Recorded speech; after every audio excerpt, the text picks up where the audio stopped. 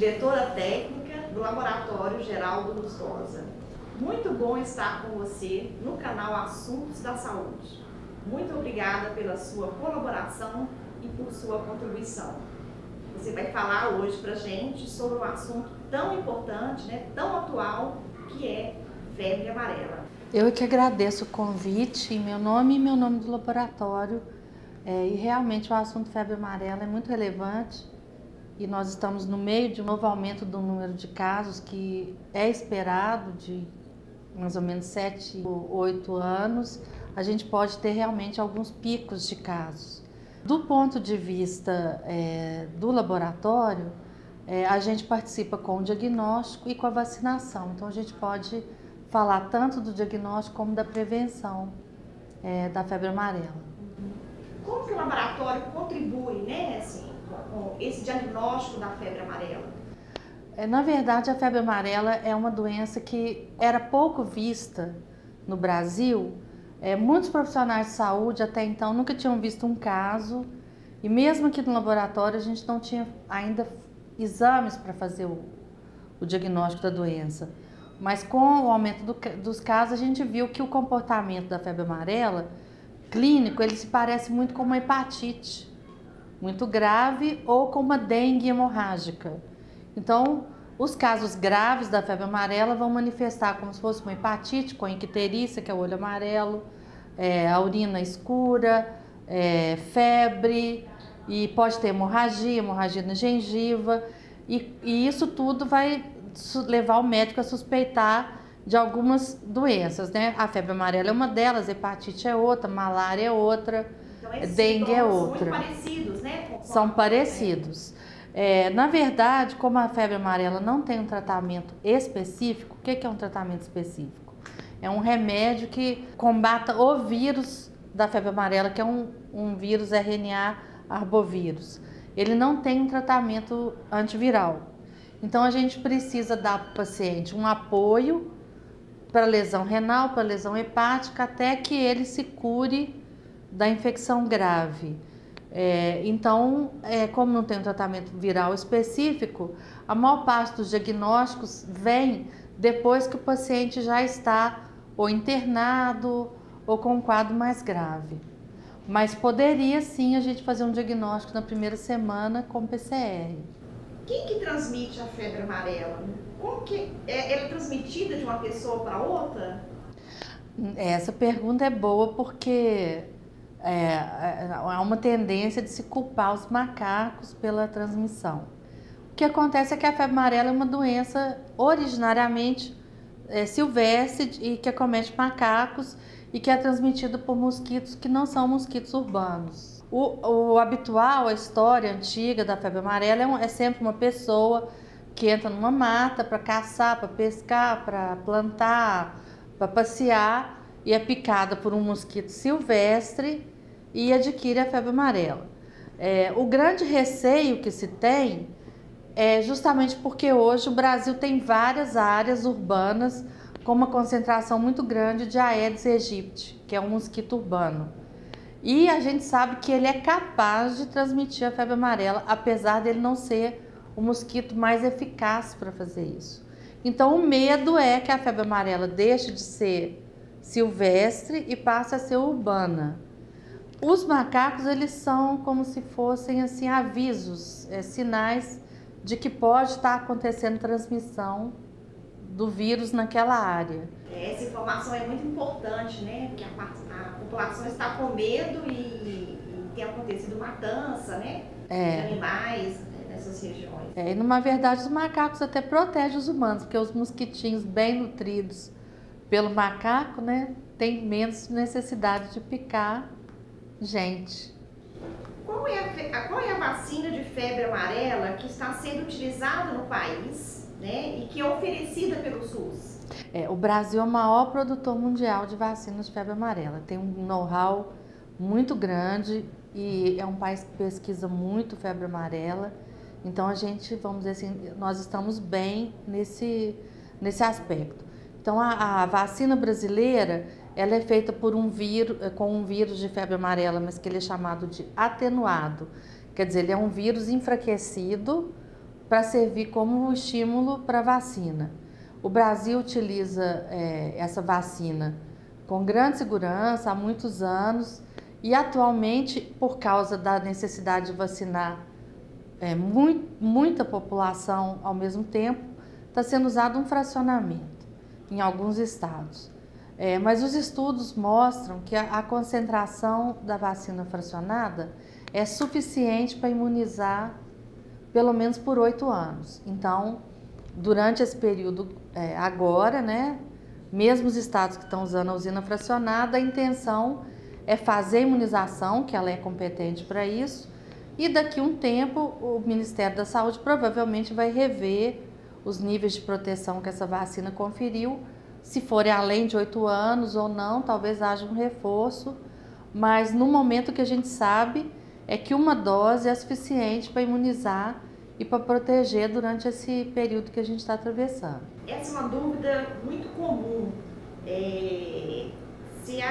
Qual que é a diferença dessa dose fracionada, da dose padrão? Quando você fala dessa dose aí, essa dose é fracionada? A vacina disponível na rede privada é uma vacina que não sofreu nenhuma alteração. Ela é idêntica a sempre, né? Então a gente não precisa ter nenhuma questão com relação à vacina oferecida na rede privada. A vacina fornecida pelo SUS, ela foi estudada e se viu que ela tinha uma concentração de vírus muito grande, acima do nível que precisaria. Então foi estudado e essa vacina já tinha sido também usada fracionadamente num surto que ocorreu na África. O Brasil, inclusive, ajudou a combater esse surto na África com essa vacina fracionada, com base em que a concentração era 5 vezes maior do que a mínima recomendada pela OMS. E esses casos na África estão sendo acompanhados, a produção de anticorpos após a vacina está sendo acompanhada, esse estudo já tem uns 8 anos, então é por isso que o governo tem falado, olha, sabemos que durante 8 anos a vacina está ok. E o acompanhamento vai continuar. E pode ser que ela seja suficiente. O importante é todo mundo que não se vacinou e que pode se vacinar, tomar a vacina para diminuir a chance do mosquito urbano começar a picar pessoas com febre amarela, pessoas sem febre amarela e instalar um ciclo urbano da febre amarela. Porque o silvestre a gente nunca vai conseguir acabar com ele. Ele é uma coisa da natureza, ele vai permanecer e quem for entrar no mato é que tem que se proteger, né? Entendi. E aí vem uma outra pergunta muito importante, né? Que está sendo muito falada, né? Muito comentada. É fato, está acontecendo mutação do vírus? É verídica essa informação de que pessoas imunizadas morreram, né, de febre amarela? Olha, todos os organismos estão sujeitos a sofrer, vivos, estão sujeitos a sofrer mutação. Acontece com o ser humano também, né? Então, realmente existem estudos, como o Brasil, como eu falei, é um país onde realmente há muitos estudos em febre amarela. Um dos estudos é justamente acompanhar o vírus, para saber se a vacina, se ela continua capaz de combater o vírus que está sendo transmitido nas epidemias no Brasil. Então, sempre se acompanha o vírus para saber se ele sofreu mutação. Os estudos que tem até agora mostram que, apesar das mutações, a vacina que o Brasil produz continua eficaz. Então, a mutação do vírus não é uma questão, pelo menos não no momento. Agora, o que acontece com a vacinação da febre amarela não é diferente das outras vacinações. A gente não consegue produzir vacinas que imunizem 100% das pessoas que receberam uma vacina. No caso da febre amarela, ela é inclusive considerada uma das vacinas mais eficazes. Existem vacinas que protegem menos do que a febre amarela, se você for comparar. Ela dá mais de 95% de proteção. Mas isso quer dizer que em cada 100 pessoas que recebem a vacina, um certo número não vão produzir um anticorpo protetor, por questões biológicas do próprio organismo. Mas o que acontece é o seguinte, se mais de 95% da população for vacinada, diminui a chance de acontecer transmissão entre pessoas. Então, isso é muito importante porque existem pessoas que não podem se vacinar, né? A proteção, no caso, para elas é zero. Então, são pessoas... Quem tem alergia ao ovo, né? Quem tem alergia ao ovo, quem tem alergia à gelatina, pode tomar? Pode, mas em ambiente hospitalar, para proteger de uma reação. Tem gente que não pode tomar de jeito nenhum. Quem está fazendo quimioterapia agora, quem está usando corticoide agora, quem está fazendo radioterapia agora, quem tem doenças de imunodeficiência. Então, protegendo 95% da população, aumenta a chance de proteger quem não pode se vacinar. Então, precisa que todo mundo que pode vacinar seja vacinado. Por isso a importância, né, da população aderir, né? Fazer adesão a essa campanha, exatamente. Né, de vacinação. E realmente algumas pessoas estão sendo investigados casos de pessoas que tomaram a vacina e não e tiveram a doença. Existem vários questionamentos por que isso pode ter acontecido. Pode ser uma questão da própria pessoa, do sistema imune dela. Pode ser, existe essa possibilidade de uma vacina que foi mal conservada, enfim. E é, às vezes, difícil de investigar uma vacinação que aconteceu há 10 anos atrás, há 5 anos atrás. Está sendo tentado se investigar o porquê de cada falha. Mas é possível que não se descubra o porquê. Mas isso não desautoriza a vacina. A vacina é a coisa mais importante. Com certeza. O movimento contrário à vacinação infantil pode ser uma das causas da retomada de doenças erradicadas? Existiram alguns, principalmente depois que surgiram as redes sociais, né? Houve muita divulgação de, por exemplo, pessoas que tomaram uma determinada vacina e tiveram uma doença neurológica depois da vacina. Isso acontece? Pode acontecer. São casos raríssimos, às vezes é um caso em 1 milhão, um caso em 100 mil ou até menos. Mas aquele caso que é visto por muita gente, ele causa muito impacto. Antes as pessoas sabiam, pode ter uma reação à vacina, mas não era visto, não era divulgado como é hoje. E também houve um movimento que depois foi provado que não tem fundamento, né?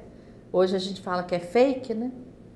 De que a vacinação dos bebês estaria relacionada com o aumento dos casos de autismo que tem sido observado. Mas foi provado que a vacina não tem influência nisso. E a vacinação, eu vi uma frase interessante outro dia, que a vacinação é um compromisso da pessoa com a comunidade, né? Então, é um compromisso não só com a saúde dela, é um compromisso com a comunidade inteira. E aí essa dica é muito importante, né, da necessidade, né, da importância. As vacinas foram uma descoberta científica que mudou, né, a mortalidade de muitas doenças, né? Mudou e ainda muda, né? A poliomielite, o sarampo, que está até voltando, mas porque tem gente que não está se vacinando, mas várias doenças deixaram de ser flagelos assim globais por causa da vacinação, né? Em sua opinião, quais ações devem ser feitas para que tenhamos melhorias no setor saúde? Essa é a pergunta de $1 milhão, né? Mas eu acho, Raíssa, que tudo começa com educação para a saúde. Eu vejo que hoje, infelizmente, acho que até uma falha do sistema educacional, as pessoas não são educadas para o autocuidado. E a gente sabe que delegar o cuidado de saúde para o governo, para quem quer que seja, para o plano de saúde, não é a melhor opção, né? Então, o autocuidado passa pela própria pessoa se cuidar de doenças sexualmente transmissíveis, se cuidar se vacinando, se cuidar com alimentação, se cuidar com o uso de drogas, se cuidar com o trânsito, se cuidar com o álcool. Então, assim, na verdade, é um cuidado que não tem sistema de saúde que substitua que possa correr atrás desse tipo de coisa. Então, acho que... E o autocuidado também, se a pessoa tiver essa consciência, ela também vai ser capaz de avaliar um serviço de saúde, ver se aquele serviço de saúde está adequado para a necessidade dela. Né? Então, isso pode fazer com que o sistema de saúde tenha que evoluir para atender essas pessoas bem. Né? Com certeza. Quais são os desafios da sua área de atuação?